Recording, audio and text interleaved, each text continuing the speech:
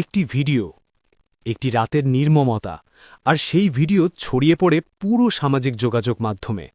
হাজারো মানুষ দেখেছে কিভাবে বিষ ঢেলে নিষ্পাপ মাছগুলোকে মেরে ফেলা হয়েছে, কিভাবে এক রাতেই ভেঙে গেছে দুই ভাইয়ের সব স্বপ্ন। কিন্তু এই গল্পটা শুধু কষ্টের জায়গায় থেমে থাকেনি।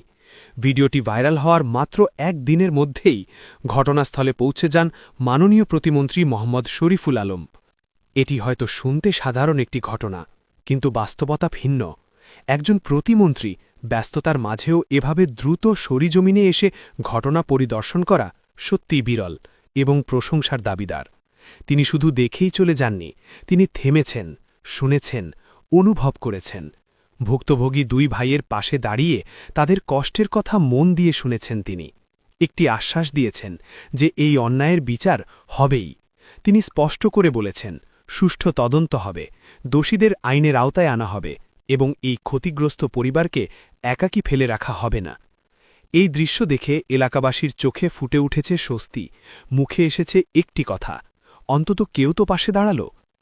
আজকের দিনে যেখানে অনেক ঘটনা শুধু খবর হয়ে হারিয়ে যায়, সেখানে এই দ্রুত পদক্ষেপ মানুষের মনে নতুন করে বিশ্বাস জাগিয়েছে।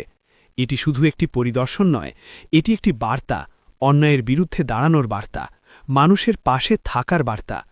রফিক আর কাদিনের স্বপ্ন হয়তো ভেঙে গেছে, কিন্তু আজ তারা একা নয়, কারণ তাদের পাশে দাঁড়ানোর প্রতিশ্রুতি এসেছে একজন দায়িত্বশীল মানুষের কাছ থেকে। দ্রুত বিচার ও দোষীদের শাস্তি, এটাই এখন সবার প্রত্যাশা। এই উদ্যোগ, এই মানবিকতা নিশ্চয়ই প্রশংসার দাবিদার। এটা ফেসবুকে আমি দেখি, সেই দেখে আমার নিজের মধ্যেই আসলে একটা খারাপ লাগছে, যে কারণে আজকে তার পাশে থাকা এবং তাকে সমবেদনা জানানোর জন্য আজকে এই আগরপুর পূর্বপাড়ায় আসার প্রেক্ষাপটে আসলে এটা একটা আকস্মিক প্রোগ্রাম।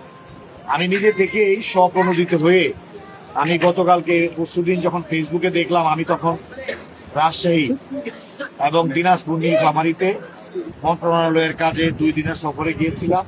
ওইখানে যখন আমি বিষয়টা দেখলাম, তখন আমি নিজে থেকেই চিন্তা করলাম যে এরকম একটা ঘটনা রামদিতে এর আগেও 1-2টা ঘটনা ঘটছে, এমনিভাবে মাছগুলা মেরে ফেলা হয়েছে। আসলে এটা কোনো না কোনো চক্র, কোনো না কোনো ভাবে এই ঘটনাটা ঘটছে।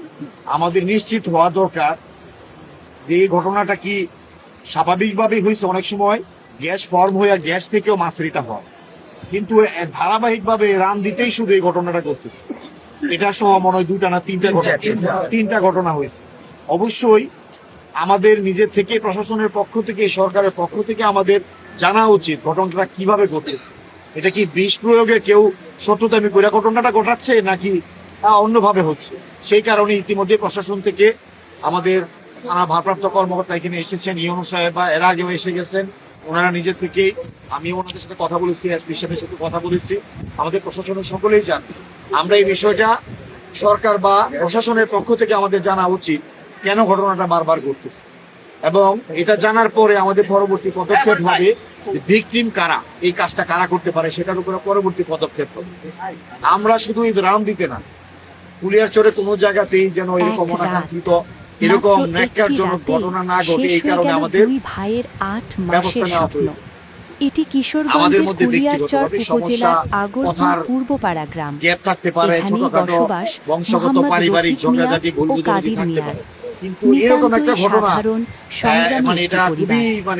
নিজেদের শেষ সম্বল ধার দেনা আর অগণিত কষ্টের বিনিময়ে প্রায় 8 মাস আগে তারা ভাড়া নিয়েছিলেন একটি পুকুর, শুরু করেছিলেন মাছ চাষ। 12 থেকে 13 প্রজাতির প্রায় 18,000 মাছ। প্রতিটি মাছ ছিল তাদের আশা, প্রতিটি ঢেউ ছিল ভবিষ্যতের স্বপ্ন।